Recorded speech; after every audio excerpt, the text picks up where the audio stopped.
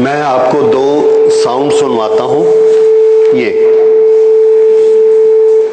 ये एक फ्रीक्वेंसी है, ये दूसरी फ्रीक्वेंसी है। एक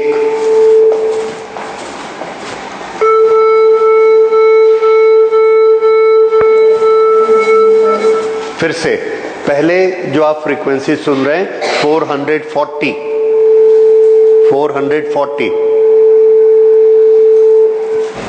अब जो सुनेंगे 442। सो 440 और 442 में ज्यादा डिफरेंस नहीं है। अब ये दोनों को इकट्ठा चला दिया,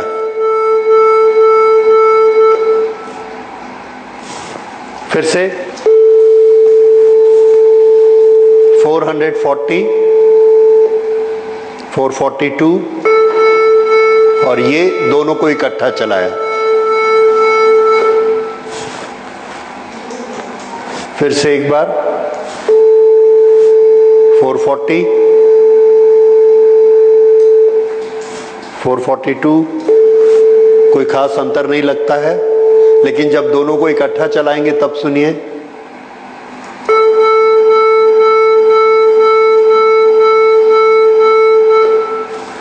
ये जो इफेक्ट हमको मिलता है इंटरमिटेंट लाउड साउंड, ये क्यों मिलता है? ये बीट्स कहलाता है। तो बीट्स क्या होता है? जब दो वेव ऑलमोस्ट आइडेंटिकल फ्रीक्वेंसी की, almost why there is a certain small difference, एक छोटा सा डिफरेंस होता है दोनों की फ्रीक्वेंसी में, वो डिफरेंस ऑलमोस्ट 5 के अंदर ही होता है। वो जो दोनों वेव आपस में सुपरपोज करती हैं, एक ही मीडियम में जाती हैं, जैसे इस रूम की एयर एक मीडियम है, तो दोनों वेव अगर इसमें आती हैं तो हमको एक इंटरमिटेंट लाउड साउंड वाली वेव मिलती है, या एक ऐसी कॉम्बिनेशन वेव मिलती है जिसमें फ्रीक्वेंसी बहुत कम होती है। आप देख रहे हैं वो जो लाउड साउंड आया उसको हम काउंट कर सकते हैं कि 1 सेकंड में 2 बार आता है वो। तो ये वाले जो फिनोमिना है, this phenomena is known as beats. So beats,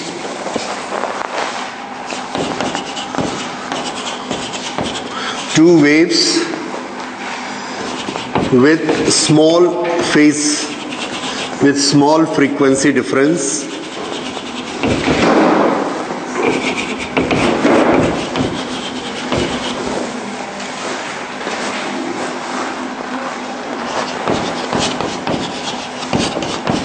superpose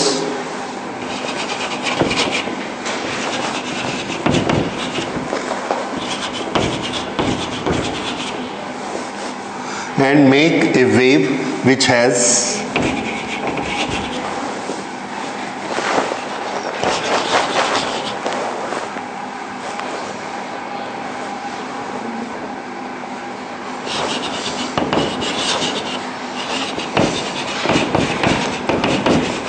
high amplitude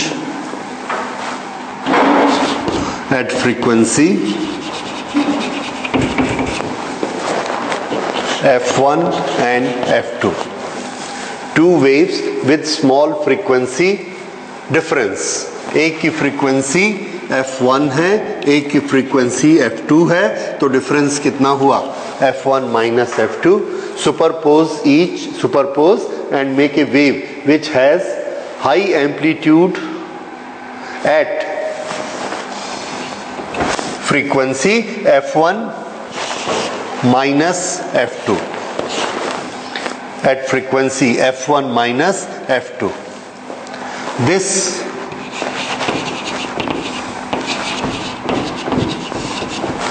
loud amplitude is beats.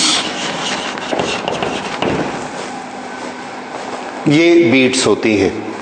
Beats किस तरह से बनती हैं उसका पहले ग्राफिकल देखिए, फिर हम उसका इक्वेशन लिखेंगे। तो यहां पर दो वेव हमने ली, ये दो वेव का ग्राफ बनाया। इस टाइम पर दोनों वेव स्टार्ट होती हैं इस टाइम पर स्टार्ट होती हैं और यहां पर एक टाइम पीरियड खत्म होता है। ओके, दोनों की फ्रीक्वेंसी देखिए 1 2 3 4 5 6 7 8 9, 1 2 3 4 5 6 7 8 9 10 11। कितना डिफरेंस है? 2। एक टाइम में ये इतनी वेव्स बनाती हैं और ये इतनी वेव्स बनाती हैं। There is a difference of frequency equal to 2। अब ये दोनों एक ही मीडियम में जाएंगी, देयर विल बी सुपरपोजिशन।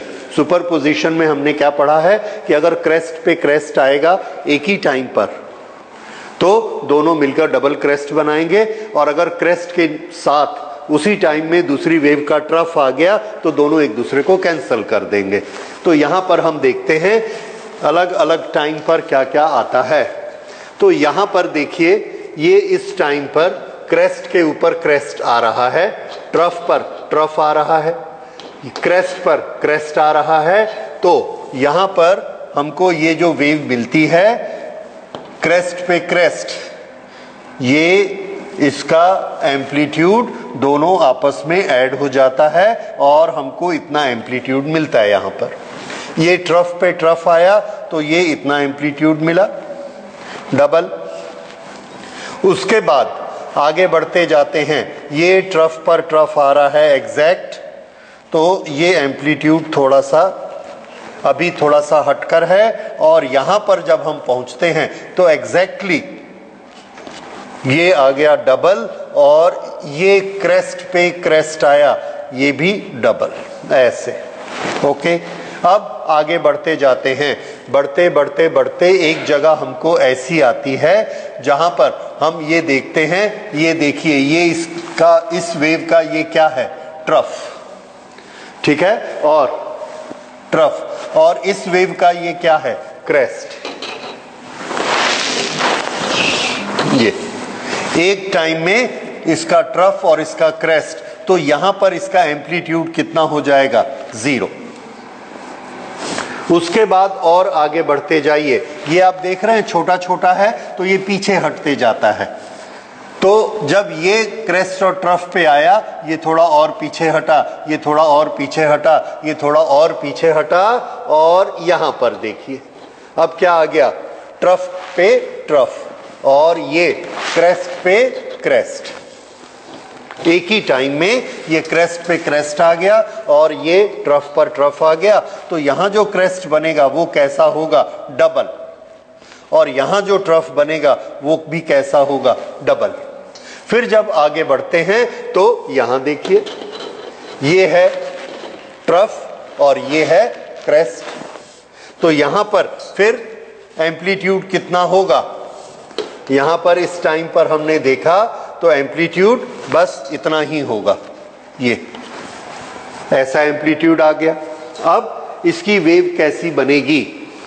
तो इसकी वेव दोनों का कॉम्बिनेशन हुआ, और ये जो वेव हमको मिलेगी इस वेव को देखिए, ये यहां से ये दोनों मिलकर इतना हाई एम्पलीट्यूड बना। तो ये यहां से मैं वेव बनाता हूं, this will be like this,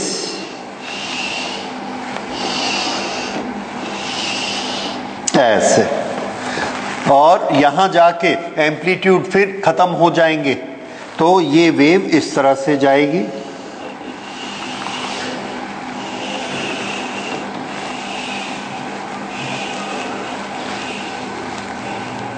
ये एम्पलीट्यूड खत्म।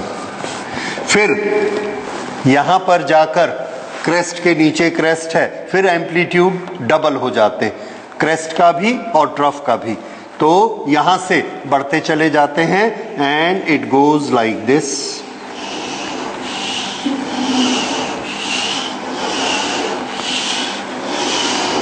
ये ऐसे। उसके बाद यहां पर जाकर इसको फिर क्या हो जाना है? 0। सो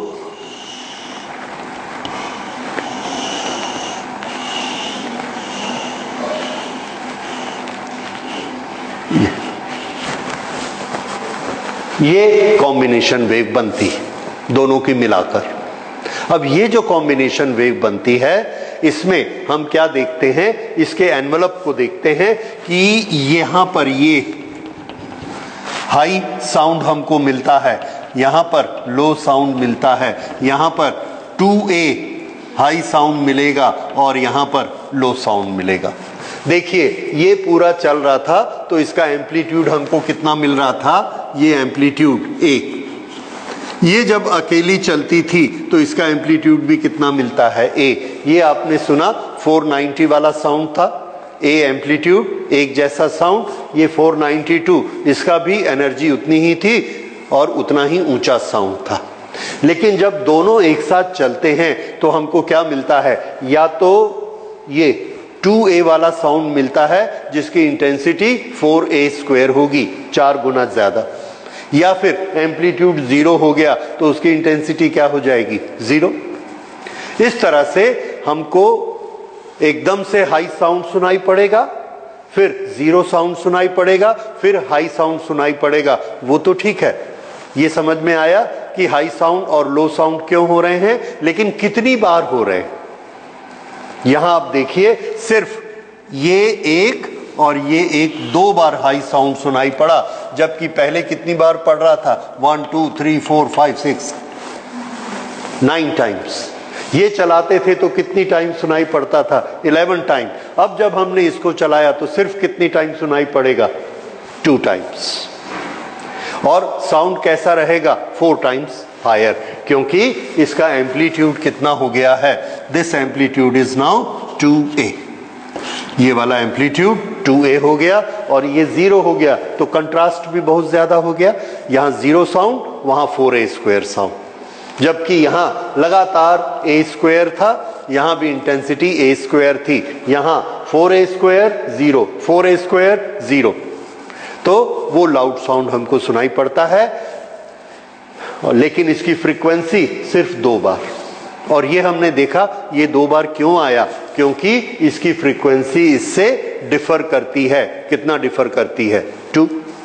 इसलिए ये 2 बार इसके नजदीक क्रेस्ट के नीचे क्रेस्ट आ जाएगा, ये नजदीक आता जाएगा, एक बार नजदीक आया तो ये क्रेस्ट बन गया, फिर दूर होना शुरू हो गया, फिर एक बार नजदीक आया अगला तो फिर ये क्रेस्ट हो गया। इस तरह से इसमें इंटरमिटेंट लाउड साउंड हमको सुनाई पड़ता है। This is known as beats. Okay, अब इसका इक्वेशन हम लिखते हैं। एक वेव y1 है और एक वेव y2, ये दो। So these are the 2 equations of the wave. हमने साइन की जगह कॉस वाले इक्वेशन ले लिए, तो x is equal to a cos ω1t, और दूसरा इसका x2, this is a cos ω2t। इसकी फ्रीक्वेंसी ω2, इसकी फ्रीक्वेंसी ω1। जब दोनों को कंबाइन किया तो दोनों का डिस्प्लेसमेंट कंबाइन हो गया और हमको मिला, a कॉमन निकाला, cos ω1t plus cos ω2t। अब cos a plus cos b, इसका फॉर्मूला क्या होता है, cos a minus b upon 2 into cos this a plus b upon 2t। Okay, तो इस फॉर्मूला में हम, ये फॉर्मूला इसका बना। अब इस फॉर्मूला में हम इसको इस तरह से समझ सकते हैं, देयर आर 2 वेरिएबल्स। एक वेरिएबल ये है, एक वेरिएबल ये है। This gives the harmonic. ये वेव की फ्रीक्वेंसी कितनी है, ω1 प्लस ω2। ये वाली जो फ्रीक्वेंसी आप देख रहे हैं, ये 1 2 3 4 5 6 7 8 9 10 11 20, ये कौन सी फ्रीक्वेंसी है, ω1 प्लस ω2। ये दोनों की फ्रीक्वेंसी मिलाकर ये फ्रीक्वेंसी बनती है। ये क्या चीज है, ये एम्पलीट्यूड है 2A।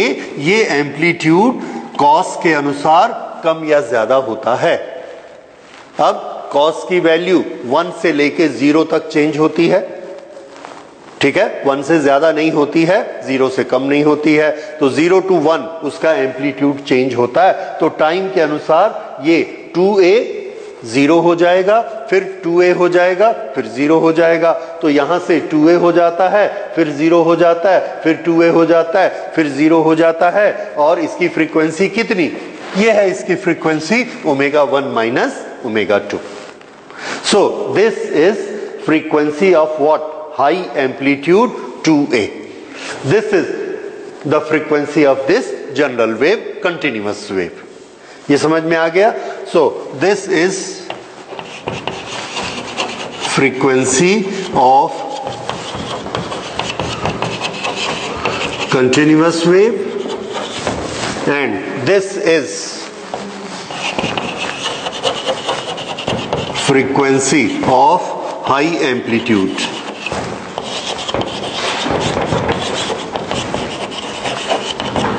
ये तो हाई एम्पलीट्यूड यही क्या चीज है? हमने डेफिनेशन में लिखा है high amplitude at frequency this is beat. तो ये बीट बनी और ये बीट की frequency omega 1 minus omega 2। Therefore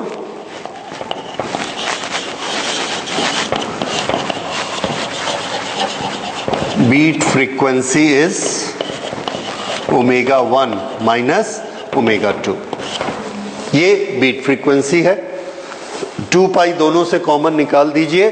so this is nu 1 minus nu 2। ये एंगुलर फ्रीक्वेंसी और ये linear frequency, frequency 1 minus frequency 2, and this is difference of the two, and it may be either one may be bigger, so we may say modulus. So this is frequency of the beats. तो ये frequency of beats का formula, graphical representation, physically आपने सुना beats क्या होती हैं और उसका रीजन क्या होता है। अब इसके बाद हम लोग बीट्स के बारे में और आगे स्टडी करते हैं। बीट्स का एप्लीकेशन क्या होता है? तो बीट्स से हमको ये पता लगता है कि दो फ्रीक्वेंसीज एक दूसरे के नियर बाय पहुंच गई हैं, एक दूसरे के नजदीक हैं। दो फ्रीक्वेंसी एक दूसरे के नजदीक पहुंच रही हैं। इसकी हमको जरूरत पड़ती है when we are tuning the musical instruments. When we are tuning the musical instruments, तो म्यूजिकल इंस्ट्रूमेंट की एक फ्रीक्वेंसी होती है और एक हमारे पास नॉन फ्रीक्वेंसी होती है, जैसे ट्यूनिंग फॉर्क। तो दोनों को जब हम दोनों में साउंड क्रिएट करते हैं, दोनों में फ्रीक्वेंसी क्रिएट करते हैं, तो एक की फ्रीक्वेंसी कम होती है और एक की फ्रीक्वेंसी ज्यादा होती है।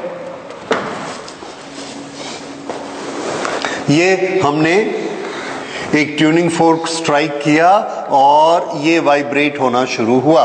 इसकी कुछ फ्रीक्वेंसी है न्यू 1। हम चाहते हैं यही फ्रीक्वेंसी हमारे सितार में आ जाए, जिसमें हमने ये एक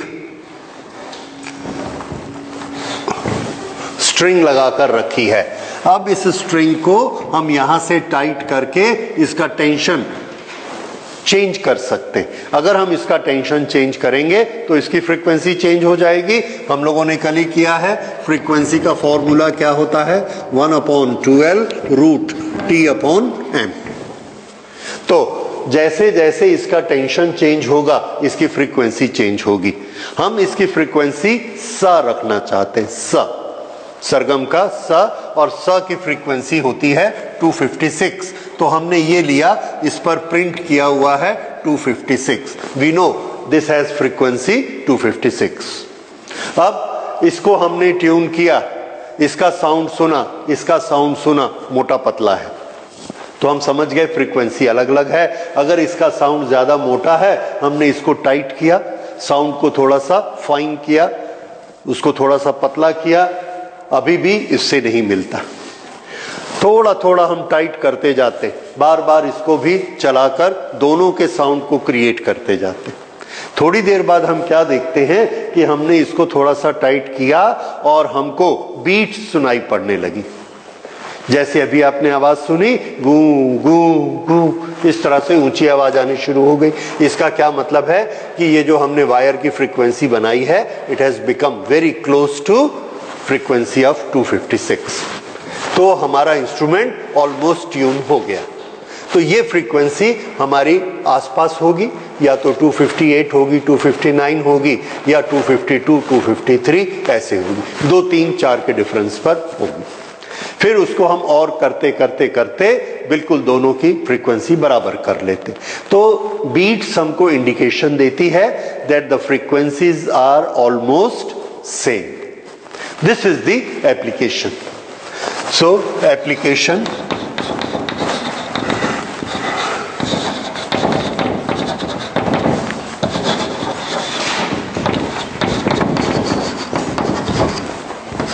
beats give indication that frequencies are almost equal.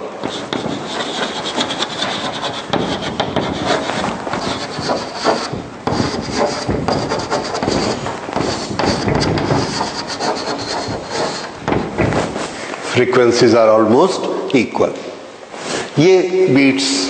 अच्छा, अब अगली चीज, बीट्स के बारे में एक और, हम अपने कान से 5 से ज्यादा बीट्स नहीं सुन सकते। क्यों नहीं सुन सकते? Maximum beats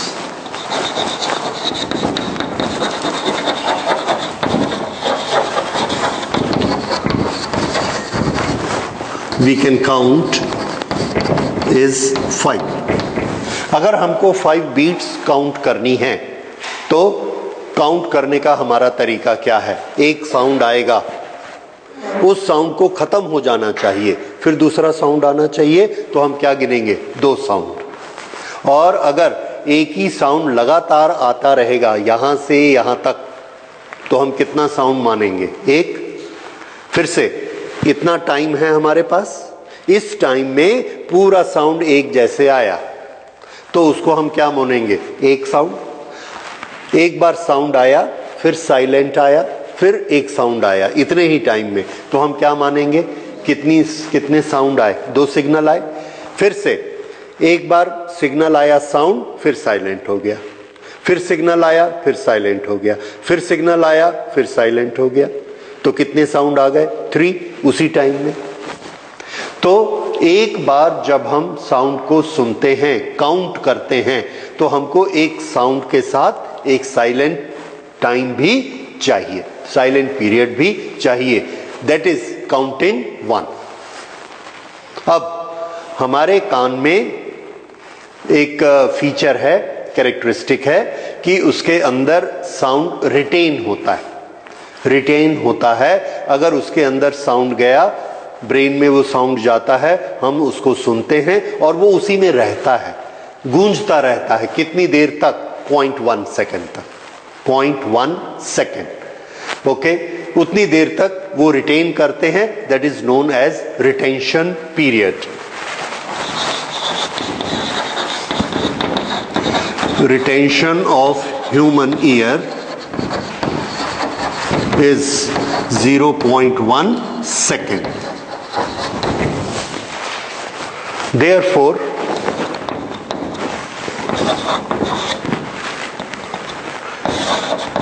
we can count 5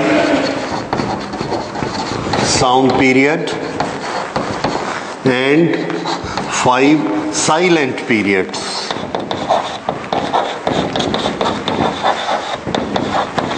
maximum. देखिए 5 साउंड पीरियड कितना टाइम ले लेंगे? कम से कम 0.5। 5 साइलेंट पीरियड कितना टाइम ले लेंगे? कम से कम 0.5। कितना टाइम हो गया? 1 second. So in 1 second how many signals we can count?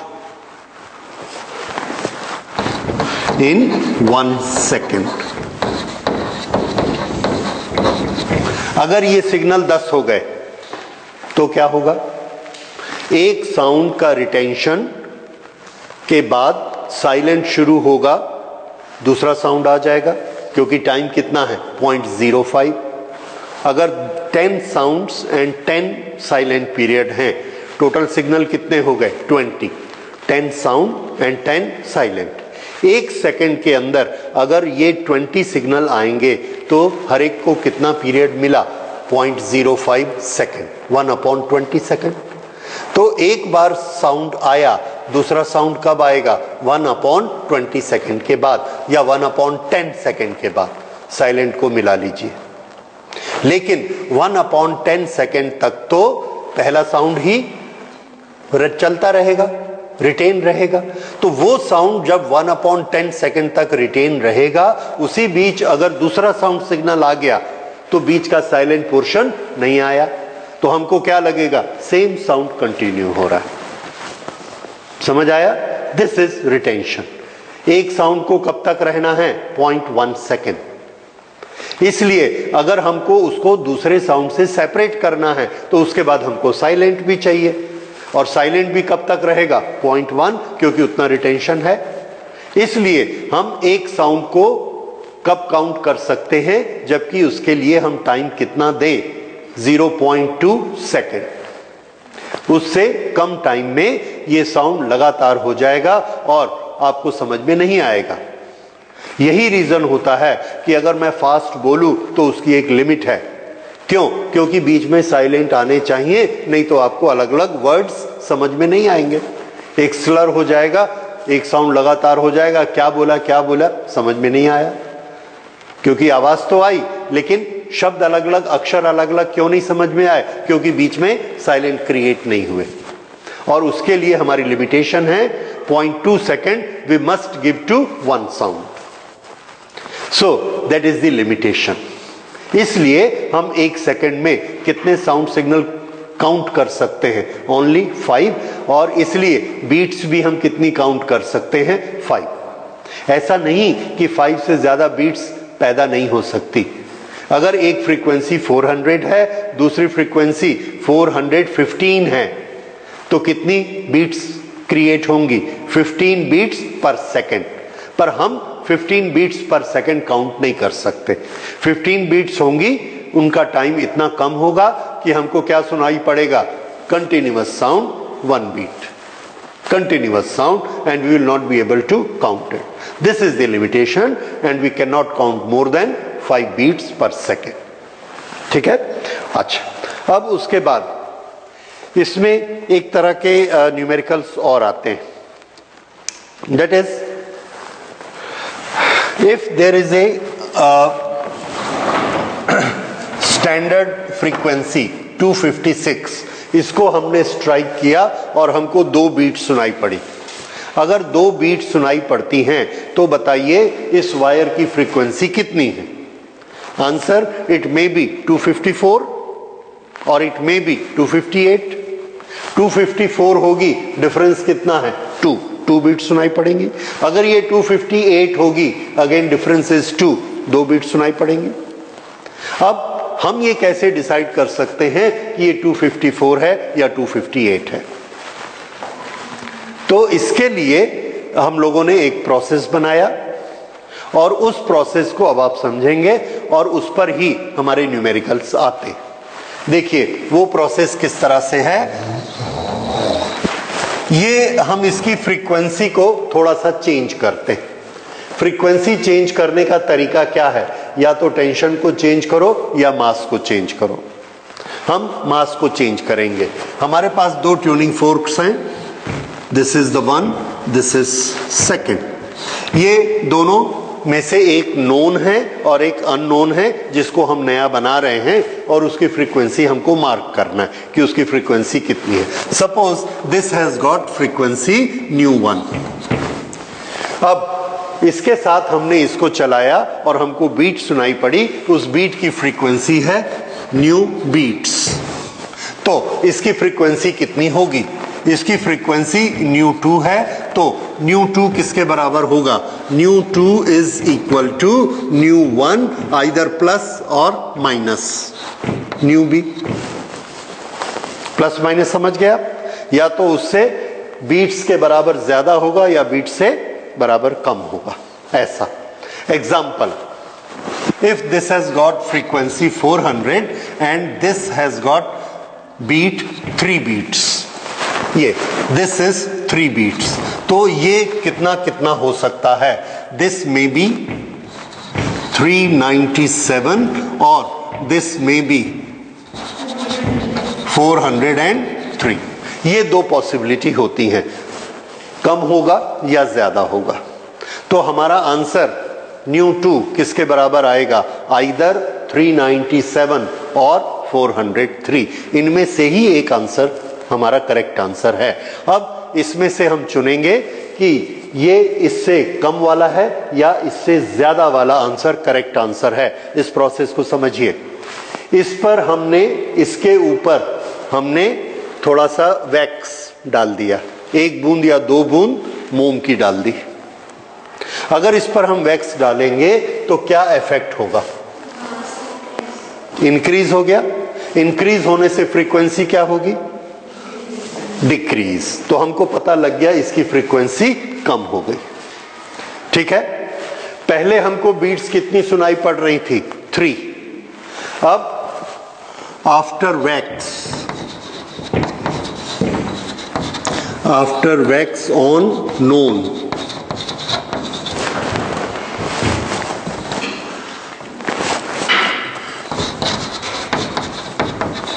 ये है फोर्क 1 और ये है फोर्क 2।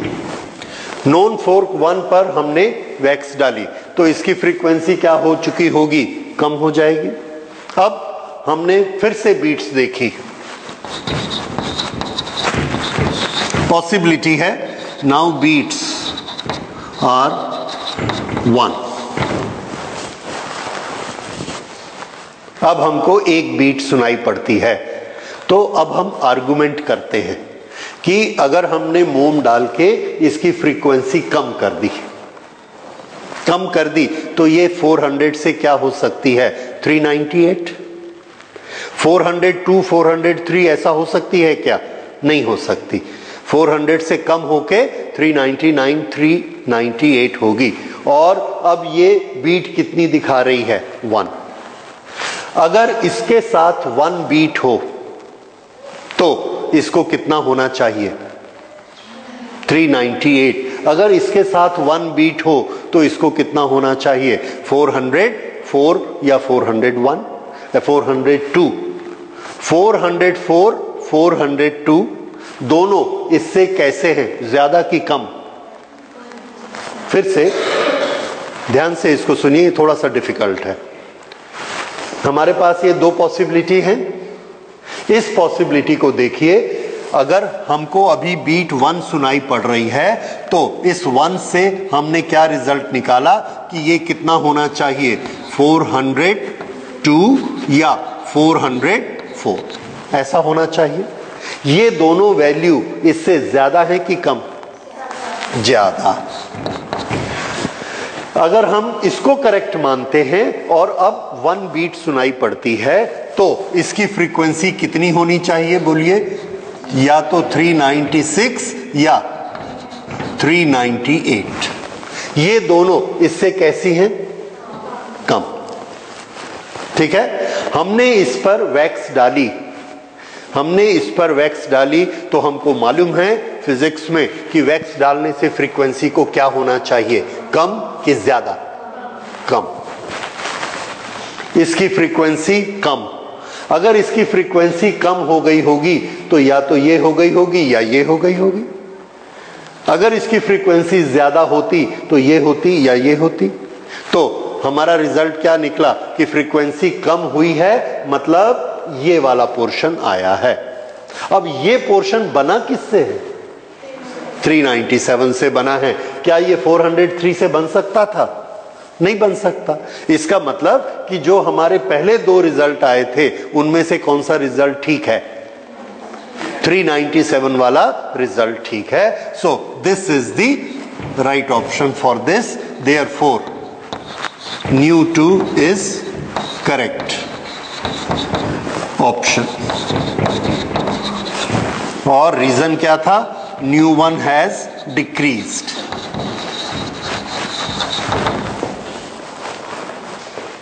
थोड़ा इसको और ट्राई करिए। अब मैं इसको बदलता हूं। Wax is placed on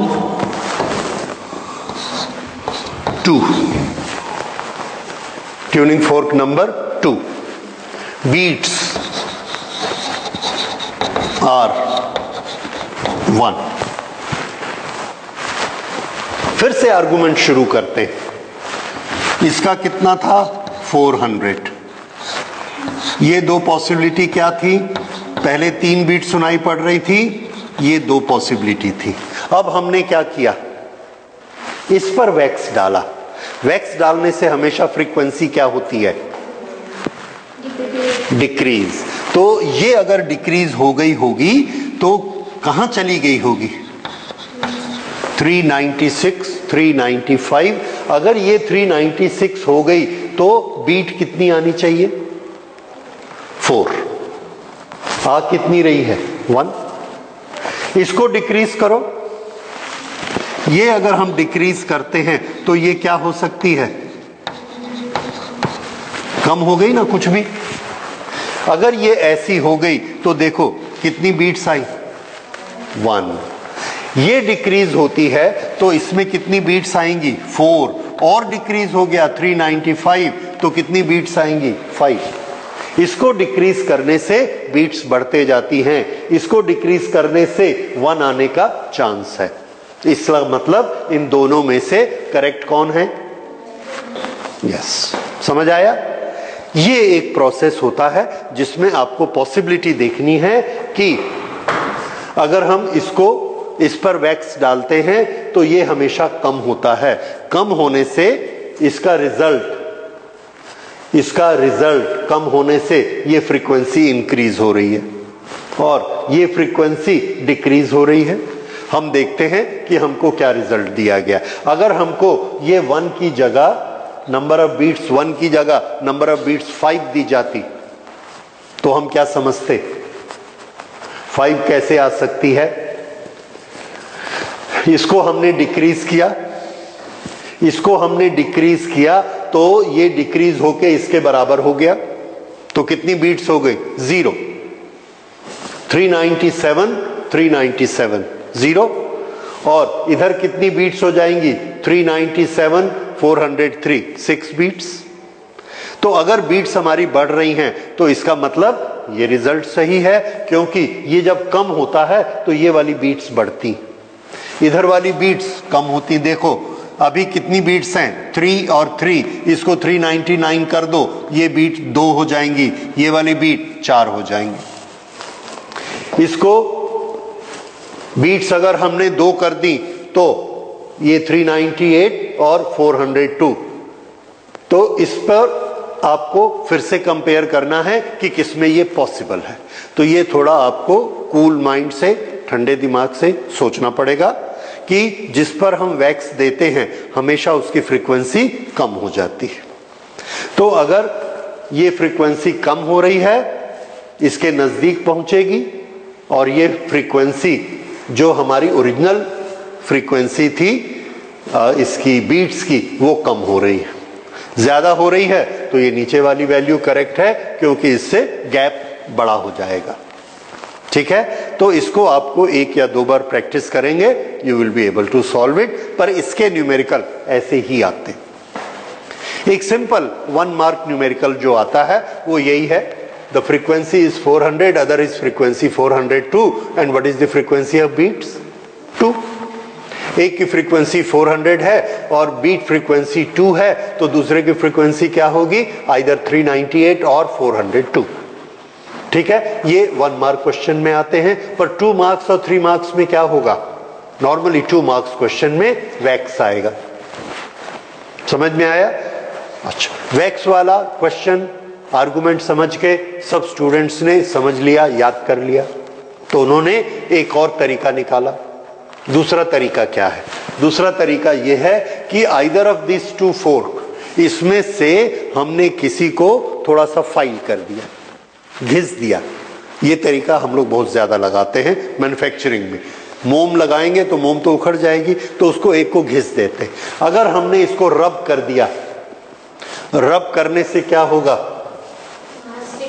mass decrease, frequency क्या हो जाएगी, इंक्रीज। तो आप उल्टा आर्गुमेंट लगाइए। ठीक है, नॉर्मली स्टैंडर्ड वाले को नहीं छेड़ते, इसको करते हैं रब। रब करने से इसकी फ्रीक्वेंसी क्या होती जाएगी, इंक्रीज होते जाएगी, और उसके बाद हम इसकी बीट्स को गिनेंगे, बीट्स को काउंट करके फिर देखेंगे। ठीक है, उसका न्यूमेरिकल अभी टाइम नहीं है, अदरवाइज हम लोग उसको भी बना सकते हैं। उसमें भी ऐसे ही क्वेश्चन आते हैं कि हमने जब इसको फाइल किया, फाइल करके देखा, नंबर ऑफ बीट्स 1 हो गया, पहले कितने थे 3, अब फाइल किया और 1 हो गया, तो बताइए इन दोनों में क्या होना चाहिए। फाइल करने से क्या होती है फ्रीक्वेंसी, कम। अगर ये कम होगी तो गैप ज्यादा हो जाएगा, और अगर ये कम होगी तो हाँ गैप कम हो जाएगा, और हमारा क्या हो रहा है, गैप कम हो रहा है। कैसे, बीट्स कितनी मिल रही है हमको 1, पहले कितनी मिल रही थी 3, तो गैप कम हो गया फ्रीक्वेंसी का। तो जब हम इसको रिड्यूस करते हैं तो गैप का क्या होगा, इंक्रीज, और इसको रिड्यूस करेंगे तो गैप डिक्रीज। हमारे में क्या हो रहा है, गैप डिक्रीज, तो उसका मतलब कौन सी फ्रीक्वेंसी सही है, 403। आर्गुमेंट करना समझ में आया। इस तरह से आप आर्गुमेंट लगा के सोच के इसको बना सकते हैं। आर्गुमेंट से बनाइए, फॉर्मूले याद करने की कोशिश मत करिए, क्योंकि बहुत ज्यादा प्रॉब्लम्स हैं, प्रोबेबिलिटीज हैं, फॉर्मूला से आप नहीं कर पाएंगे। You must remember the argument कि हम फिजिकली किसकी फ्रीक्वेंसी बढ़ा रहे हैं, और उसके बाद जो हमको रिजल्ट मिलता है वो रिजल्ट इस सेट के लिए सूटेबल है कि इसके लिए सूटेबल है। उससे आपको पता लगेगा कि दोनों में किसकी प्रोबेबिलिटी ज्यादा है। समझ में आ गया। So how do we bring the frequencies closer to each other? By 2 method, either waxing or filing. ठीक है, तो इस तरह से वैक्स और फाइलिंग, ये 2 मेथड वाले क्वेश्चंस आपको आते हैं, और इससे हम फ्रीक्वेंसी को चेंज कर सकते हैं। So this is all about beats.